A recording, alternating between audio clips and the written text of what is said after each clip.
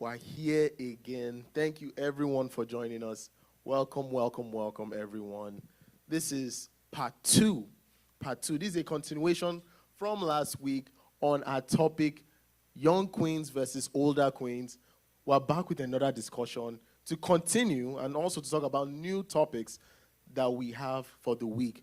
But as more people are joining in, as more people are coming in, please, I want our guests to just do a quick intro. Don't give them too much. They already should know. But for those that are coming tonight that I want to see, just a quick intro. Tell them who you are, ladies, please.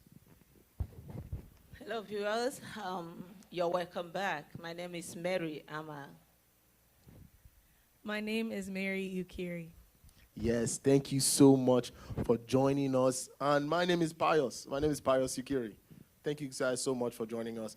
And let's just jump right into it because last week we ran out of time. Questions were still coming in. People were still wondering a lot of things. As we're getting ready for the show, Queen May, please, you said something about something that someone was talking about last week, about dating. There was a question you wanted to ask or talk about, just to get us started. Yeah, actually, what I wanted to talk about dating, somebody said you needed to date multiple people to know who to cut. And I wanted to say, how will you date multiple people? Because no man comes to a date with you to flop. No man comes to mess up. Every man comes with their A game. So how will you actually know who you're going to cut if you have to go with multiple people to really test the water? Exactly. How do you feel about that, Mary? I definitely agree with her. Men can be very similar. Like she said, most men come with their A game. They try to get your attention and all. Exactly. I do see the other side, though, with people that like to experience. They date multiple men so they can experience multiple men and see how different men treat them. But at the same time, I think it's safe to, like she's inferring to, pick one, put all your effort in, and don't go with the mindset of, jumping from one to another. Okay. So you're saying that you understand, but you don't recommend? Or would you say that there's actually a case to be made about maybe giving it a try? I would recommend finding someone and dedicating your all to them. Don't go in with the assumption of, okay, I'm going to date him for some time, and then I'm going to jump to another one. That's what I would recommend. Okay, that's fair enough. And for full context on that question, please check out last week's episode. We talked more in detail about the question and so much more that you can't miss. You can still understand this episode, of course. Finish this one, then go and watch the first one, of course. And to get us started, as people are still coming in, welcome as they're coming in. I have some just early questions before we get into the real meat of this episode. Please, there's been a lot of talk about femininity, about, a woman's place or a woman's role or what a woman or a lady should be like. Do you feel like it's possible for a woman to be too manly? A woman is a woman. There's no two ways about it.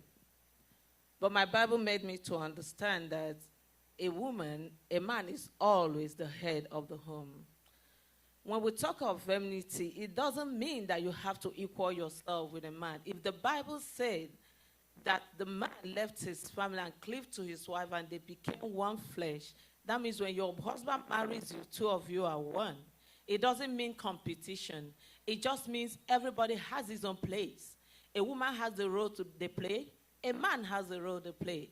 And when a woman starts trying to play the role of man, that's where the problem comes. Because a woman can never play the role of a man. Though some people might say, what of the people that are single mothers? Yeah, single mothers do good jobs.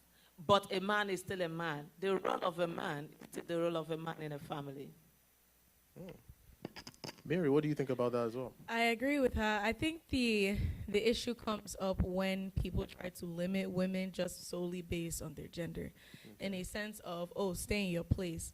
I don't think there's necessarily a competition between women trying to be more like men. It's just, are we limiting women based on their gender?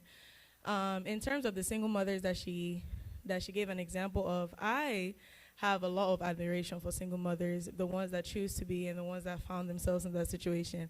I think it's not more of, they need to fill this place of a man, but they need to be who they need to be to their kids in that moment. So I think when it comes to femininity, I I identify as a feminist. I think power to women all the time. I don't think women should be limited, but it's also not to be looked at as because she's doing this and this and this, or she's going all the way to the top, or she's heading the family because of her situation, she's trying to be like a man. I think it's more of in the sense of she's just trying to play a role that she's needed to play in that moment. Okay. Oh, yes, go ahead. Yeah, just like Mary said, women shouldn't be limited. Women should be allowed to fly. They should be allowed to aim and get to their aim. But when women now start competing with men, that is where the problem is. Women should not be limited. Let them fly. Let your girls fly. Let them achieve their aim. But also tell them there is a role for a woman and there's a role for a man. And God has already made it so. And we are not going to change it. Okay. And speaking on roles, apart from roles, can we also talk about the actions? Are there particular actions or things that are not considered ladylike, that should be like a particular way of sitting, talking, acting, or is it just something from the past that we need to forget about now? Oh, you got Mary goes, yes. I don't believe in those things as much. I believe in manners, and that goes for both genders. Okay. Regardless of whatever the you same deem. manners. Yes, manners should go for both. I don't think there is a particular way to be ladylike, and there probably is norms that are addressed for ladies, but it has put women in a box of this is how you have to be, this is what you have to look like, this is what you have to dress, and it's usually to appeal to the male gaze more often than not. So I believe that to some extent, those limitations shouldn't be placed on women, especially young girls, because it takes away from this is who I am, this is how I express myself, to this is what I have to be, so that it can be okay with the male gaze, it can be okay, and it can be appealing to men. So I think in terms of manners, obviously sit appropriately depending on things like that is just manners. Whether you're a man or a woman, that example, for example, whether you're a man or woman, you're expected to look a certain way when you go in public and sit a certain way depending on the situation. So I don't think it should always boil down to, oh, you're a woman, but what is more expected in this situation? Okay, so you, just to make sure I understand, you're saying that all the formal things that were put on ladies before, the physical way of sitting, of talking, of walking, are things of the past that should be left in the past. Today, we should just focus on manners that should apply to both genders. Okay? Yes. Okay. When it comes to this, I think I'm old school, if you might say it like that way. A disagreement? Yes. Okay. To some extent, there's a particular way a woman should dress. Okay. A woman shouldn't, you dress somehow, you dress keep. Women are meant to be present. Their body is special. You don't go out exposing your body because you are feminine, because you want to be there. The world is changing. We are in the 21st century. Whether we are in the 21st century or we are in the old century, woman is a woman. You have to let her speak. Speak your mind. But when a woman comes into a place, we should know a woman has entered. We should know this beautiful creature that God created and put a man to sleep. Because she is special, God decided to put a man to sleep so that God can bring her out from the side of the rib, close to the heart of a man. That is woman. Woman is special. A woman is supposed to come. A man is supposed to be modest. Don't get me wrong. But when a woman comes in, whether the woman is inside the world or the woman is a Christian, there's a particular way everybody in the world looks at a woman. When a woman starts behaving certain ways, some people will look at her and say, oh, what's wrong with this? Why? Because everybody's mentality has already been, oh, she should be subtle. A woman is subtle. Okay. A woman is sweet. When you look at her, a woman is... It doesn't mean they should be timid. No. Women shouldn't be timid. Women should advance to whatever, just like I said before. Okay. A woman should be exposed. Say what you feel, but a woman should be mannered, and a woman is subtle. When you step in, let people know that creature that God created specially. Because when God created everything, he didn't put Adam to sleep. But when it was time for a woman, he decided that Adam should sleep and not see this beautiful creature until it is done. A woman has a special place and should behave like that. That's a very good point. Mary has a rebuttal. Go ahead. It's not really a rebuttal. I agree with all that. I agree about the woman's place and the role of women. I just feel like when those expectations are taken to a certain degree, it opens the door for a lot of criticisms, especially for young women growing up. They lose their place. They don't feel like everything they do is wrong. Everything they do is criticized, down to their body structure, down to what they decide to put on, down to if they want to be natural or not, if they want to have their hair a certain way or not. These expectations of what a lady should look like. There were times when women, or black women especially, could not have their hair a certain way. The men were fine. You know, they can grow their hair from the scalp, but the women could not have their hair in a certain way. They could definitely not have their hair like mine and be taken seriously. Those are the expectations that I'm talking about, to where it's to an extreme. She cannot apply for a job, she cannot interview for a job without there being a certain stereotype, because they're putting women in a box of you have to look like this, or your body has to be shaped this way, or you have to fit into this particular beauty standards. That's what I'm talking about. And when it comes to whether or not gender should play a part, I don't think it should. I think that if you want to raise the expectations of appearance, it should also apply to men, because men also, men are as criticized as much as women are, and that's what I'm saying. I know that, women's purpose is very, like she said, it's very deep. It runs deep into how we were created, like she said. But those expectations that are placed on how a woman should look can be very dangerous in the long run. Okay. I quite agree with her. Okay. As in putting expectations on the women, on the feminine part of, we should let them fly. We should let them do their hair decently. Fair enough. Mark the word decently. Do your hair. So far, women need to be comfortable with who they are. They don't need to be intimidated by the other gender. They need to be comfortable, but at the same time, with caution. This is so interesting. We have some agreements, we have some disagreements. Now we have to find out from you. Thank you so much for joining us once again, everybody that has joined in. Funny enough, this is not even our main topic for tonight. I just wanted to get everybody warmed up, but it seems like this conversation can't even go for the whole 1 hour. We can go back and forth on this.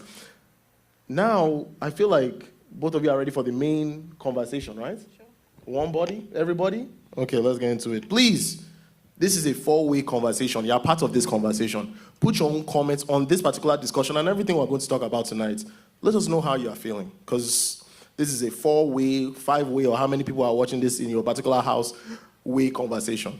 Okay, now let's get into my main part, my main quiz for the both of you. Let me start off with some facts, okay? We all know about 50% of marriages end in divorce or separation, right? Let me give you a bit more details. According to Johns, Flannery, and Collins, which is a law firm, there are over 2,419,196 divorces per year in the United States. That means there's a divorce every 13 seconds. 13 seconds, there's another divorce. And by the end of our conversation tonight, our 1 hour talking tonight, there will be another 277 couples that are no more together. Legally, not break up, boyfriend, girlfriend, break up. This is, they signed, we're getting married, and now we're no more together again.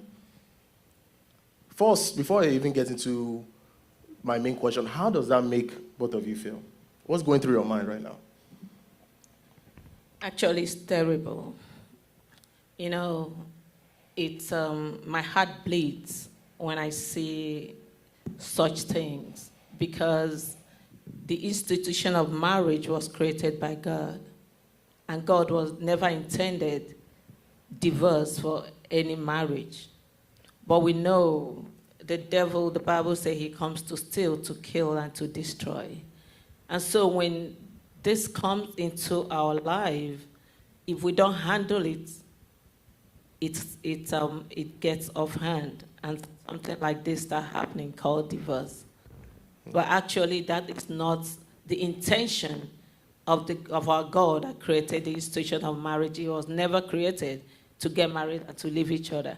That's why when you take the vow, he said, till death do us part. He didn't say till we divorce. Exactly. Mary, how do you feel? The statistic is really high. That's a really high population. And I would say that if not for my faith, that would be very discouraging. It would make you think that statistic is high. Like, what makes me think that my marriage won't end like that?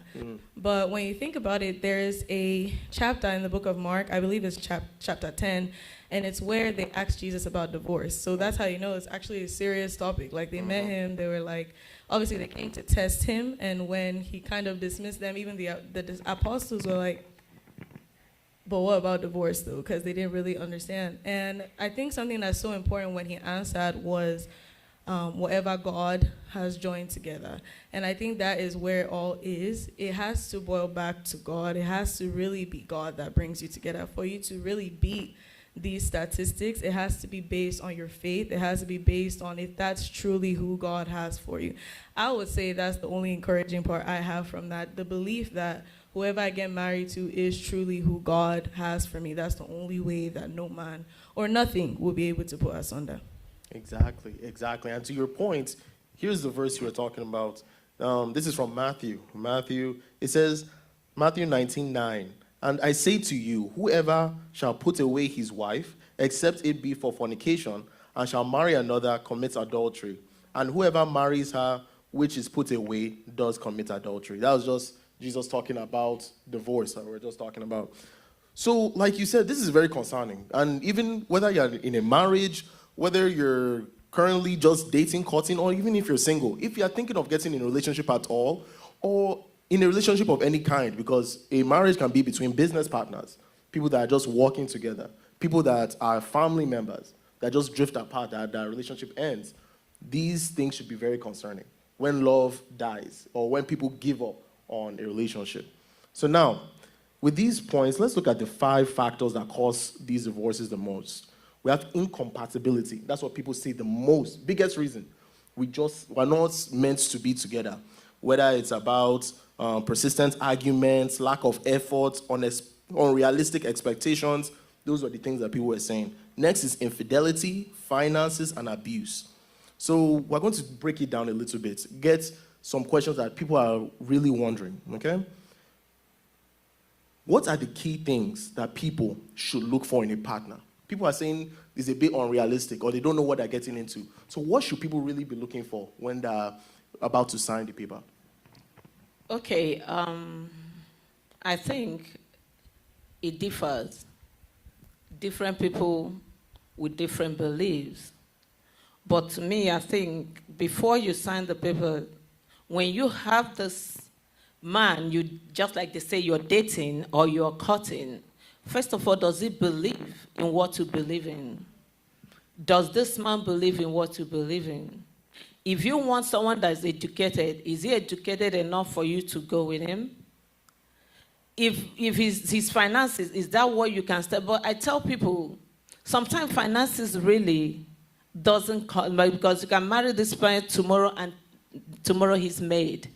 And he can be rich today and you marry him and tomorrow he's down. Will you be able to stand?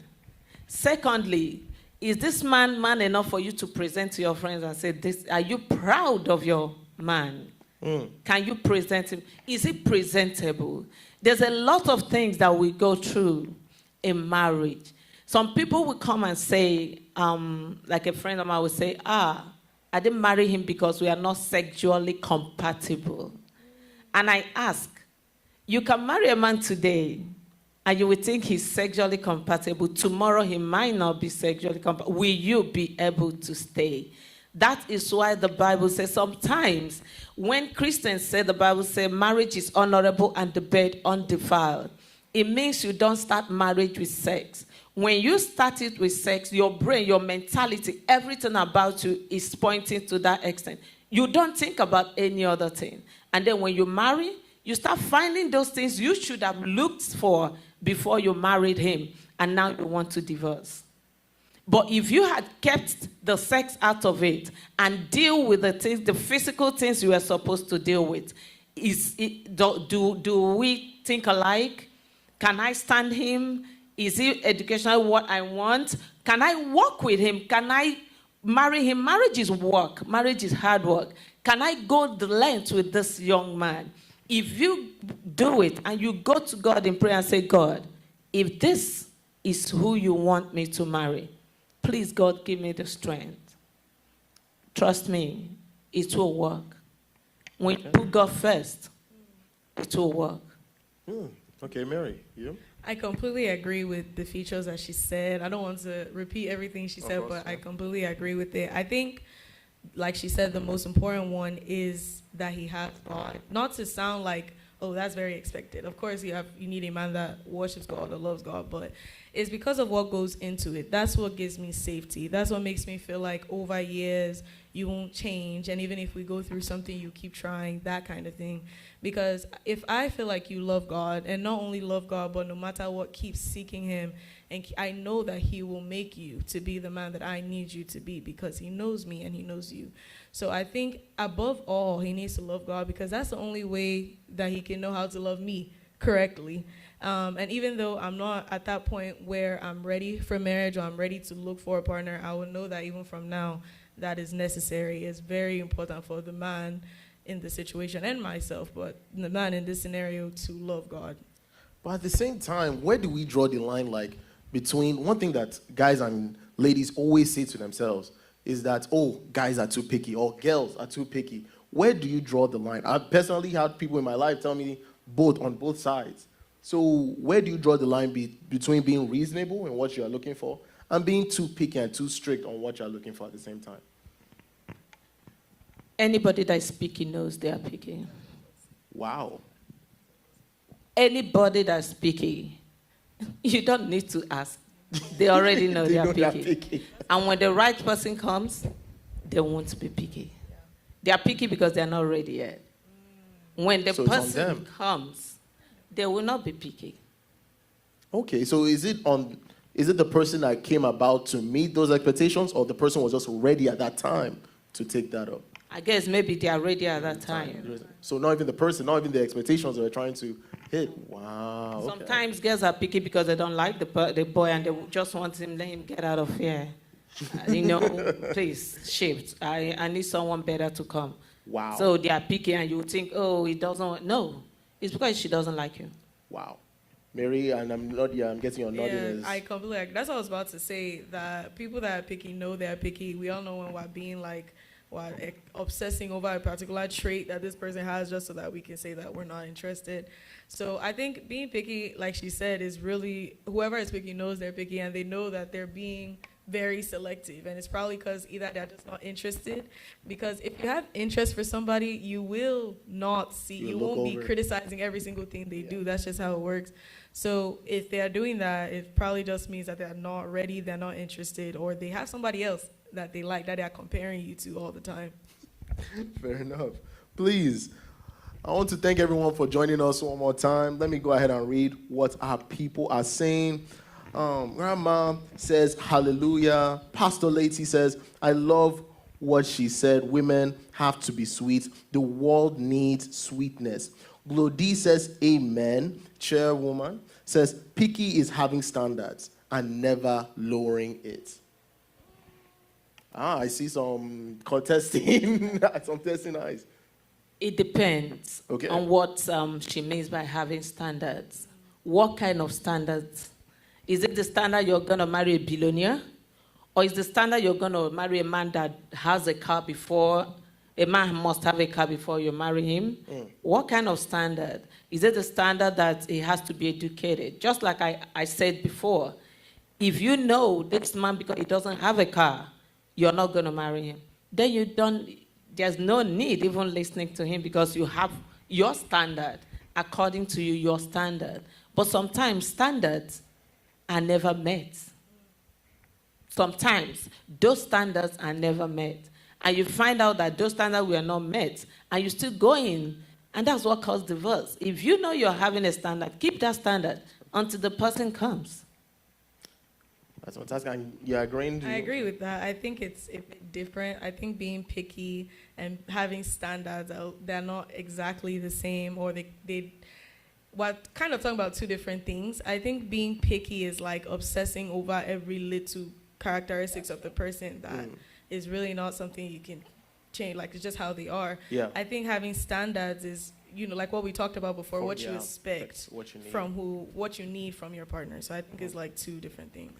And now let's talk about arguments. We've seen couples, I'm very sure all of us here have seen couples that argue. And so many couples, that's what they say, compatibility. They just argue all the time on different things. So should arguments just be avoided? And if so, how? Like, how do we avoid this arguments thing that so many couples fall into? Thank you. Arguments can be avoided. So we should avoid them? We should try and avoid them? No, sometimes it's good to argue. So it's yeah. like, you need to agree to disagree. Okay. Yeah. Sometimes it just the argument should come to a stage where you guys agree that this was wrong. Or when argument comes, when I tell you, you see what you did, it wasn't right. And you flare up. Why will you talk to me? I'll get angry. The Bible says soft answer turneth away wrath.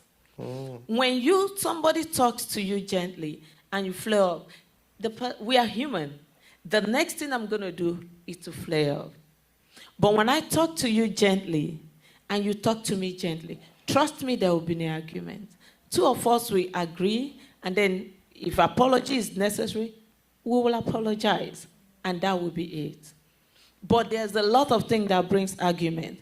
The last week I told us most of the things that cause this argument, finances. When a man is short of finance, he is angry. He is, even a woman, they say a hungry man is an angry man.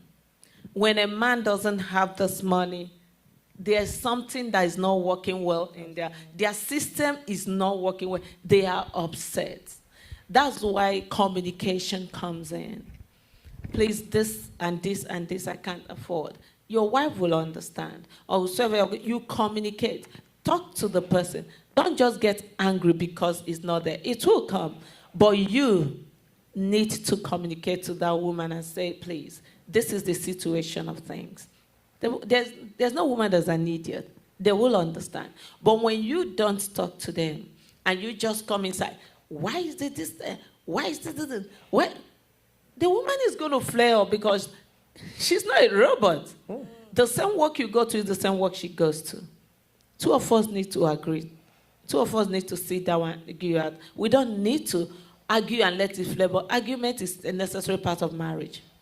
Because we are two different human beings coming together. We are still learning ourselves. In 10 years, you're still learning yourself. So argument is bound to happen. Yes. But let it not skyrocket into something else. Exactly. Soft voice controls the argument. Mary, do you want to add anything there? Yeah, I completely agree with what she's saying. I think arguments are necessary. Conflicts are not always bad, like she said. It all just depends on how it's handled. I think the biggest thing is understanding. Because like she said, when arguments come, it could be a teaching moment. A lot of the times, even in the Bible, even with the life of Christ, we see that he goes from place to place to place, and they try and spark an argument with him every time. They try and ask him a question, and they want to test him. But that ended up being a massive teaching moment for those that are following him. That's how he really spread his message from the arguments or conflicts that people try to, pick with him. So I think that's something that we can apply with arguments, especially when it comes to marriage and relationships. They could be a good thing, but it's all about how it's handled, and it's all about understanding and love, like she said. Exactly. And to that point, chairwoman has a response.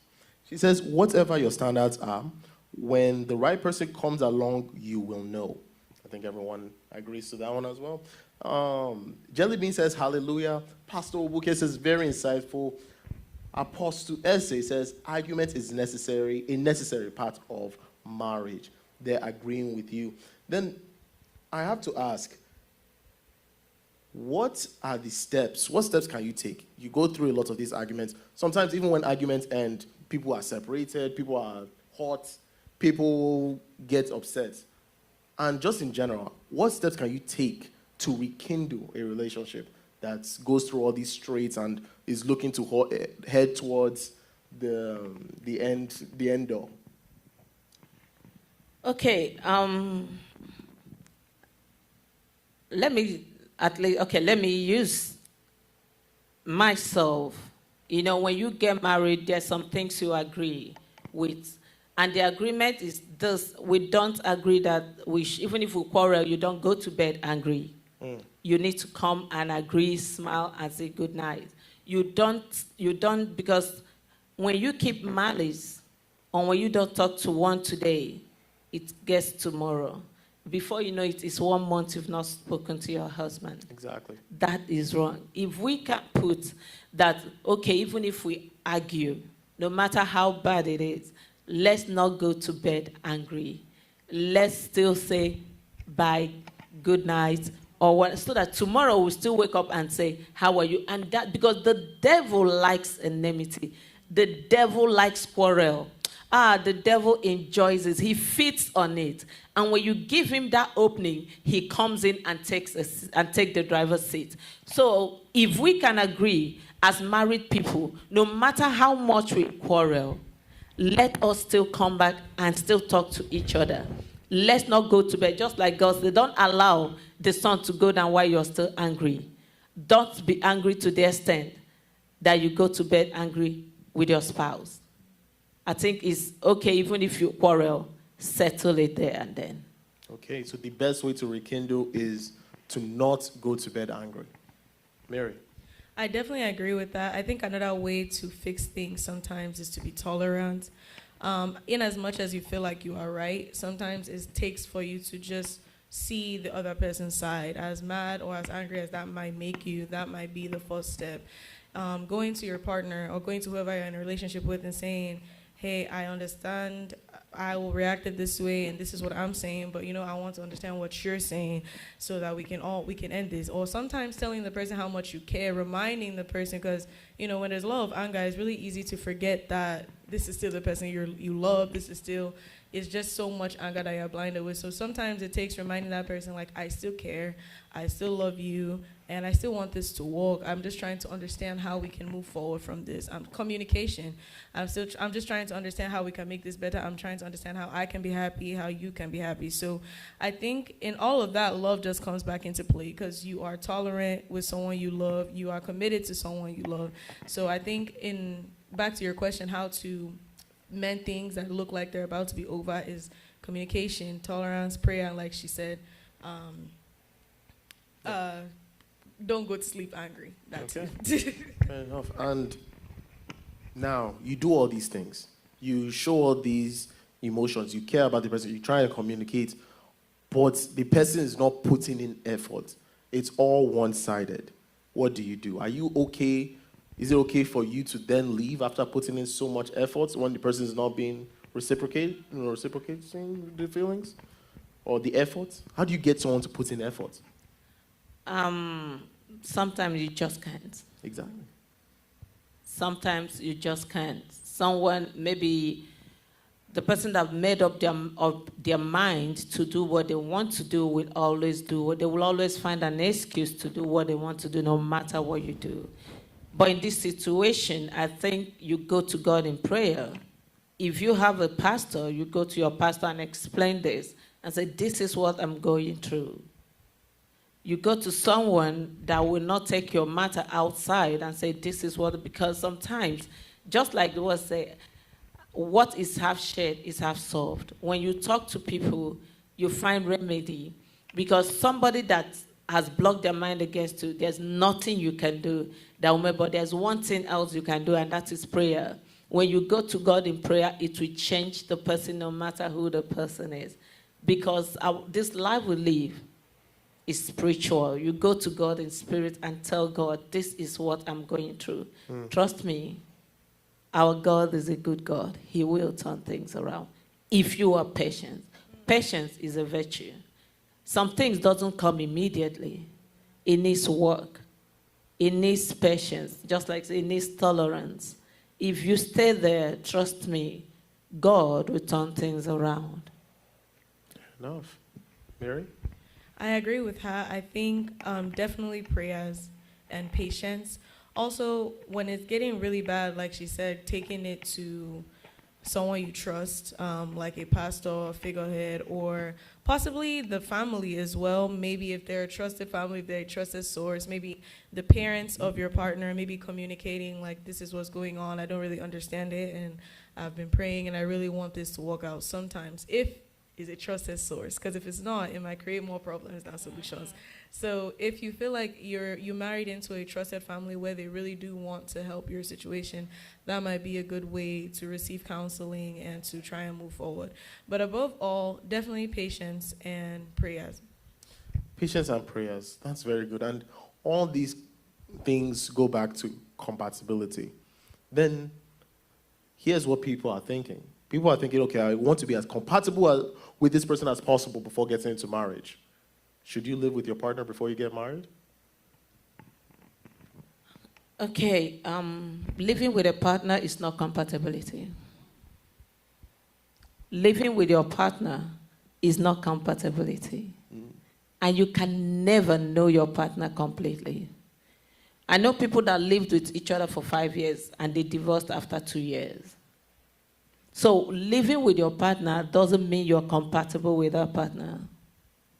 It just means you're living with your partner. It's not partner, you're living with your boyfriend, or you're living with your fiance, or living with your fiancé, or someone you're courting. It doesn't mean compatibility. Compatibility is when you see this person and what you agree. When you see someone you're compatible with, you don't need to live with the person to know it. No, you don't need to live with someone to know, oh, I am compatible with this person. Even as you're a young man in school, you see a young lady, you talk, you agree on some things, you know you're compatible with this person. So living with someone in the house or in the same room doesn't mean compatibility. It just means we are we are roommates. Okay. And do you agree with this, Mary?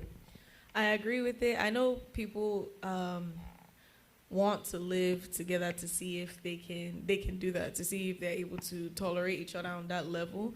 But I think, apart from what she said, I'm in agreement with that. But apart from what she said, I feel like living together also makes it easier for you to find yourself into sexual sin before marriage. I think it's way easier to avoid if you don't share the same bed, if you don't share the same room. I think when you're living together, that might bring that into it. That might make it even harder, and that might also add problems to the relationship in terms of your faith. So I wouldn't recommend it, but then again, there are people that do it and they have their reasons, but I think that you might as well just get married and then live together. Okay. And this is not my own personal beliefs, but let me contradict you. And I say that, okay, but you're saying all these things. People change, people when they get home, they can act in a certain type of way. They could be pretending. Like, I want to get to know this person all the time. Plus, I want to be around this person all the time. So why not just live with them? To just see them all their full circles. See them 24/7, see who they really are. Go ahead. They can still change, even if, whether or not you live with them before. Just because you live with them doesn't eliminate those risks of all the things you just said. They can still change, especially if you're around them 24/7. That might actually make them need space. That might actually cause more problems sometimes. So living together doesn't solve all those issues. Those are really risks that run regardless. Okay. Now, let me turn a corner. Should you have access to your partner's phone?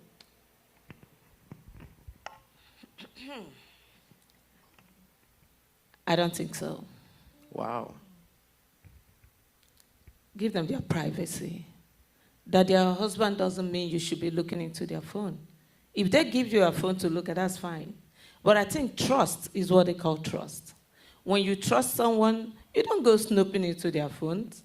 What are you looking for? If you're looking for something, you're going to see it. And then when you see it, what next? what are you going to do? Cry? So if you don't want to cry or you don't want to get your heart broken, maybe there's nothing, they're not even doing anything. But the devil is so wicked that you might see just a note and you're already believing something is going on. So please, let's stay away from our husband's phone, let's stay away from our wife's phone to avoid problem, please. Because it is necessary to trust someone and give them their privacy. Okay, Mary? I agree with that to some extent. I think the whole issue of phones and technology, laptops, private devices is very controversial.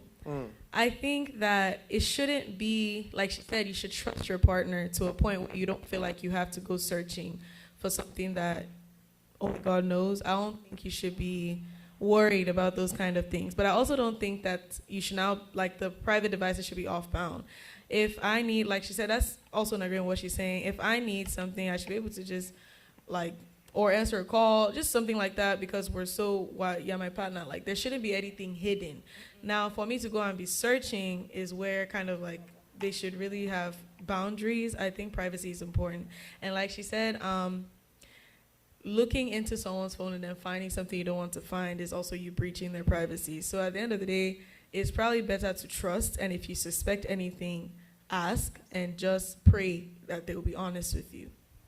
Now, we're talking about technology, phones, laptop. Thank God for technology. Now you can check someone's location. Should you give your partner your location? Should you ask for theirs? What do you mean by location? You mean put a track so Yes. wherever they go to, You know where they are. I don't have a problem with it. Maybe if others, because sometimes it's actually good. If you give them your location, it also protects you. Where you're going to, they know. In case something happens to you, they know where you were when this happened. It's neither here nor there. But I think giving your partner your location is good. Fair enough. What I don't agree with is snooping on their phone. That's fair enough. I'm guessing you agree as well. Yeah, I agree with location. I don't think location is something that is that much of a breach of privacy, Not too private. especially since they give you the permission to see their location. Personally, I have family that has my location. My friends have my location. It's more of like a safety thing, so that whether they are able to reach you or not, they can see where you are. Also, for finding your phones, like if you misplace your phone, you can track it and see where it is. That's kind of what people use it for now. But obviously, if you have an obsessive partner, or if your partner is the kind to freak out over small things, over where is this, it might be something you want to consider, because it might cause a lot more problems if there's someone that's going to be stalking or going to become obsessive with where you are every second. But in the glance of it, I think location is it's not a bad idea. Okay. And as we're speaking, we have some questions coming in. Jolivia Food Services says, welcome younger and older queens. Apostle Ese says, the devil enjoys when we turn against ourselves. Pastor Sammy says, do you need your pastor or any other spiritual leader to agree with you on your choice of partner? I don't think so. No. He's not the one that's going to live with a partner. Wow. Once I go on my knees and I pray, and God gives me that peace of mind that this is, all I need to do is present my partner to my pastor. I can also tell my pastor, please pray with me. This is so and so. This is what I want to do. But it is not my pastor's decision of who I choose as a husband. Okay. I agree with that. I think you said need. I think it's more of like a want. Like, I mean, I would want my pastor to say, yeah, this is a good guy, rather than, no, I don't like this guy, I don't like this man. So I think it's more of a want to be in agreement with who you are presenting your husband to. But like she said, the need comes from whether or not God approves of it. That's kind of the higher up.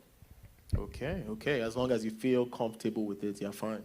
And going on, Glo D said, so true, Aunt May. Jolivia Food Services says, yes, you should have access, but you should not go and spy into your spouse's phone. Go ahead and agreeing with you. And now we talked about incompatibility, infidelity. What do you do if you catch your partner cheating? This happens in 50% of marriages, by the way. That is so true. Infidelity is so rampant that is even among among Christians. But the Bible says based on infidelity, you can get a divorce. But sometimes I think if you catch your partner cheating and your partner repents and you feel you can stand it and you feel you can still live with this man or this woman, then you forgive him and you continue. But if you feel you cannot forgive him, then you take a walk, because based on the Bible, some people might say it's the Old Testament, but it's still the Bible. So if you cannot live with him, I think you just take a break and think over it if this is what you want to do. I don't think divorcing will be the utmost solution, but infidelity is really, really, really a tough, terrible thing to do. But despite that, people are doing it. So it's still something we need to talk about. So what I'm saying is, if you can't do it and you think you can't stand this man anymore, you can't stand this woman, whenever you come close to him, you still remember that thing he did, then I think you need to take a walk. Just take a break and think about it, whether you can do it or not. Okay, Mary? I agree with that completely. I don't think there is a set in stone, this is what you do when you get cheated. I think it all depends on the situation that the victim finds themselves in. Like she said, if it's something that they feel like they can forgive and truly move past and give their spouse another chance, then it's safe to say they can stay. But if there's no chance of that love can't come back and you can't really you can forgive but you can't move past it, then like she said, it's completely understandable to leave the marriage. Well within their rights to walk, to leave, to get out of there. Okay, fair enough. And now let's talk about money. Money. How important should a person's finances be in picking them as a partner? Money is very, very, very important. The Bible said the love of money is the root of all evil. And the same Bible said money answereth all things. Wow. So money is very important. But we shouldn't at the same time put it as a very key thing to get a life partner. Because the person that does not have money today will have money tomorrow. And the one that has money tomorrow might not have it tomorrow. So it all boils down to, can I stay with this man? Can I walk with him? Can I help him? Can I help him to build himself up to the level I want him to be? But it doesn't mean you should go and marry a man that is not working. When you step in and get married to a man that is lazy, that is not working, you're not going to get money. You're going to be eating sand. But when you meet a man that is hardworking, you see a prosperous man, you see prospect in him, girl, go ahead. The sky is the starting point for that young man. They don't need to be lazy. A lazy man will not have anything. But a hardworking man will get things fulfilled. A hardworking man will get things done in future. Okay, Mary, I see you nodding. Go ahead. That's true. Money should not be the end-all, be-all, but it's still a very big part of your decision-making. Like she said, it shouldn't be about laziness. I haven't gotten to the point where I'm looking for a partner, but I do want to believe that if I brought a man and I'm ready, like some years down from now, and I'm ready for a partner, and let's say introduce him to Apostle S.A., I believe that one of the first questions he'd ask, what does he do for a living? And my dad would probably ask the same question, what does he do for a living? What do he study? And my mom would ask, and it's because, and everybody would probably ask what he does for a living, and it's just because of how important it is that we're able to take care of each other, and most especially he's able to take care of a family, and he's ready to move on with this stage of his life. But like she said, it shouldn't be a basis for men to just be ruled out because you don't have a certain amount of money, but it's all about the ethic, it's all about the the work that he's doing. He's not just sitting on his hands. It's more of a case of he's still trying to get there for whatever reason he's not there right now. So money is important as per what you asked. Finances makes people happy. Finances make people stable. And then when kids come into play, it's more of a blessing rather than oh God, what am I going to do about this kid now? That kind of thing. So I think money is important, but it shouldn't be the end all be all of yes or no. Okay, fair enough, fair enough. So it's okay to marry broke as long as there's potential. No. That's what we're saying. No, we're not saying marry broke. No, but if it's okay, it's all allowed if the guy is hardworking. No, the guy has to have something doing. He needs to have something that brings money into he might not be that rich that you want. No, nobody should marry broke. Nobody should marry broke. No, like you need to have to be able to provide for your family. If you don't provide, then you're not ready to marry. You need to be able to put food on that table before the kids start coming. And then from there, we will build it. If you're broke, where are we going to start from? That's the laziness we are talking about. Okay, can you court someone that is broke? Just talk. What do you mean by broke? By broke, okay. Divine broke. Okay, let's go with broke in the sense of making about enough to survive. They can eat, they can... That's not broke. That's not broke. Is he dependent on anything? Okay. Is he independent? Like, is he living with his parents still? Like, what's the case? I mean, okay, let's say he can provide for himself with living with a parent. He's living with his parents? He's living with her? Then why is he trying to marry? No, he's courting. No, you need to, when you're courting and you're ready to marry, you need to step out from your parents' house. Get a place. Get something doing. Put something down. Work hard. Even if you might not be that rich, but you're not broke. No woman should marry broke. No. Okay, so not broke, but we can accept someone that's a bit poor.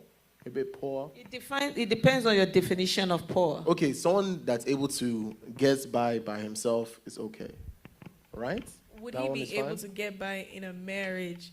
He can take care of himself not outside. Yet. Let's say not yet. Going to get there. The potential we were talking about, hard then working. When he gets there, then we can discuss marriage. That's how I see it. So like we can be dating. If I feel like, okay, let's say you're just taking a tech class for now. Okay, yeah, let's be dating because I see that you're trying to get somewhere in your career. Maybe when you get there, then we can discuss the next steps. But when it comes to marriage, it's different. Okay. I don't think that you should be marrying someone that is still trying to figure out where they are. But you can be dating if you see that he has the potential. He's just on the rise. Okay. And Sister May, you agree with that? Okay. That's fair enough.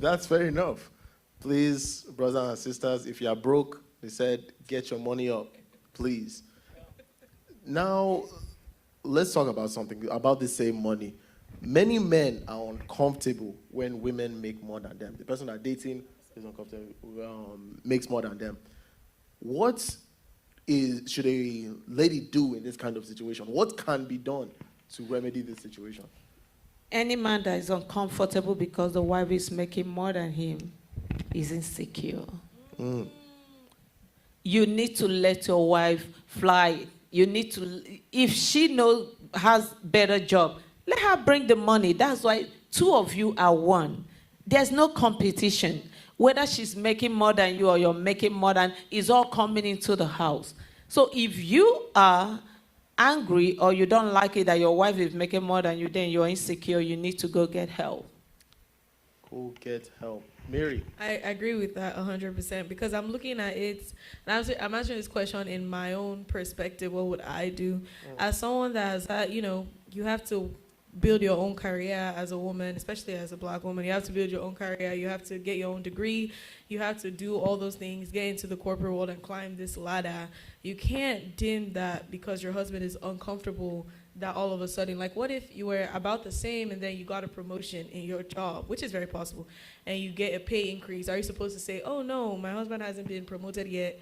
If he has a problem with that, then that's it's not something, I don't believe that women should have to now dim because their husband is making more.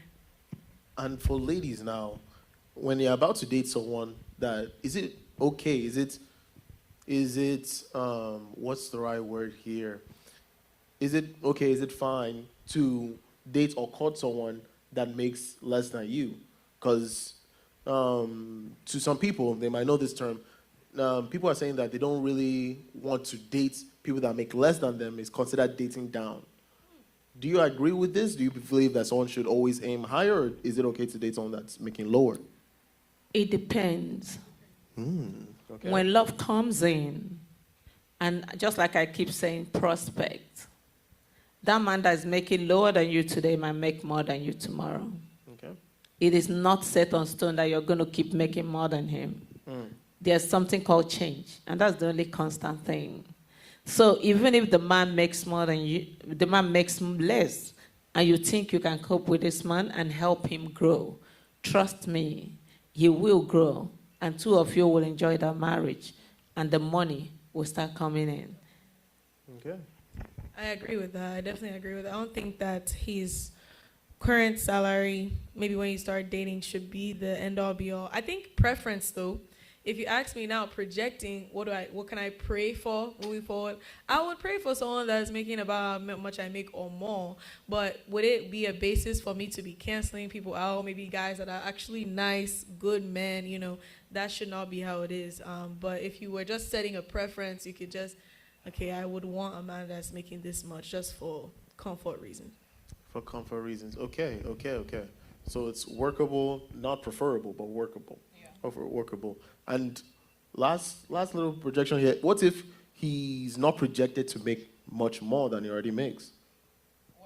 What do you mean not projected? No, projected like with his career path, he should be making about the same, maybe a little bit here and there, but not to go up that much to meet you or to surpass you one day. Is that still fine? Okay. The question is, why does he not want to grow? I think it's his work ethic that is brought into question. Why does he want to remain in one place? Comfortability. For the rest of his life? No, I think the person that you should want to marry, no matter how much he makes, should always want to keep doing more. Keep growing. Forms of the sky is literally the limit, so why would you keep staying in one position for the rest of your life? I think it's more about what goes into the mental than even the finances itself. Like, if you believe you can achieve more, you should probably be achieving more. Okay. I guess what you're talking about is stagnation. Stagnant. The person stays in one level and doesn't move. No. Everybody should aspire to go higher. That should be what we should aim. We should keep aiming higher. Even if we are low today, keep aiming higher in your mind. Dream big and think big and work towards it. That's fantastic. Ladies and gentlemen, we have covered so many different topics, from compatibilities to infidelity to finances. Now let's take a look at what people are letting us know, what people are telling us in the comments. Okay. So Glody says, so true, oh Aunt May. Jolivia Food Services says, yes, you should have access, but you should not go and spy in your spouse's phone. Pastor Lacey says, I think married people are partners and they are accountable to each other. So keeping each other updated on what you're doing, where you're at, is very important, and it can protect you. Glody says, a husband/man should be a provider, very important. Pastor Lacey says, a man has to be able to provide before getting married, or they will eat love for breakfast, lunch, and dinner. Pastor Sam says, what if the lady is rich but sees prospect in this unemployed single man? Should she not marry him even if she really needs a companion? She really needs a companion, or she needs a husband. Let's go with because both.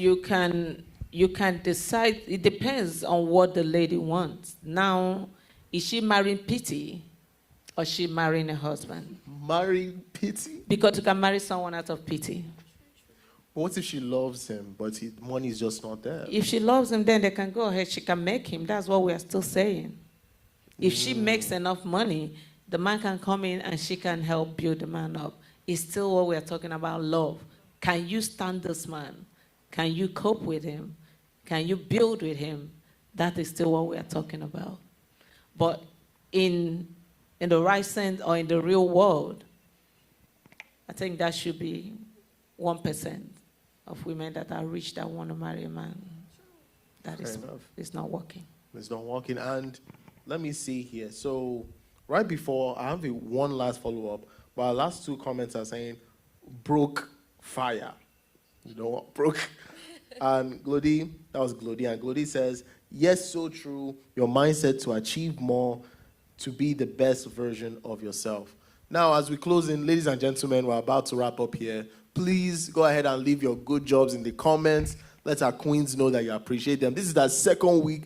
Be sure to check out their first video where they talked about so many other different topics. So please go there, let them know. But please put your good jobs in the comments as we're wrapping up now. Now, queens, this is my last question for you. With ladies now, you know, as you're saying, ladies in the last couple of years, couple of decades now are building their own careers, doing their own thing now, and getting to places of advancement. Is it okay for a man or a king to be a stay-at-home man or stay-at-home husband? No, it's not okay. Wow. Every man needs to go out there and fend for his family. I think we'll need another 1 hour. Despite the fact that the lady is still going out. Go out and fend for your family. There is no stay-at-home man. Just like most times there's no stay-at-home lady because everybody now wants to go out and work. Why would you want to stay at home? What are you staying at home to do? Stay at home to take care of the children, take care of the house. Why won't I stay at home to take care of the house? Why you go work? Oh, because let's say the lady's making more money. The man needs to get up from his butt and go to work. Wow. That brings respect. That will give him more respect than when he sits at home. So no matter what the income looks like, go he out. Should still... Yes. Okay. Mary? I completely understand and somewhat agree with that, but I also think that it just depends on how people's marriage dynamic works. I think some men are okay with it. They're okay with, especially when children are just born. And like he said, if the wife is a sole, like that's where the income is coming, she might need to return back to work. And if they're both gone, then that's usually kind of what makes stay-at-home dads. Like, she just maybe gave birth, they just had kids, and someone needs to take care of the kids. And since she's the home, you know, she's the one that makes the most, I see reason. I think that if it works for them, if it works for some people, it's probably not ideal, though, because it might, like she said, it's like, it might look like someone is being lazy, someone isn't doing as much, it might cause conflicts.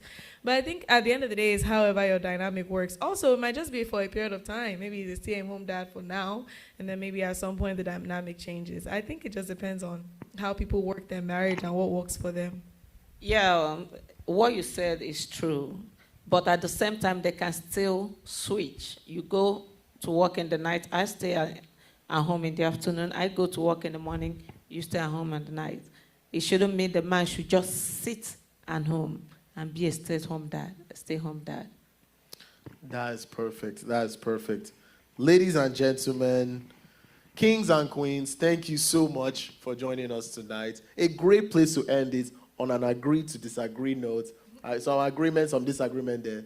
Queens, thank you again so much. Sister May, Sister Mary, thank you again for coming back 2 weeks in a row. Thank you for our fellow conversationalists in the comments. We can't wait to have you back next week. Thank you so much for joining us. And until then, we'll see you. God bless.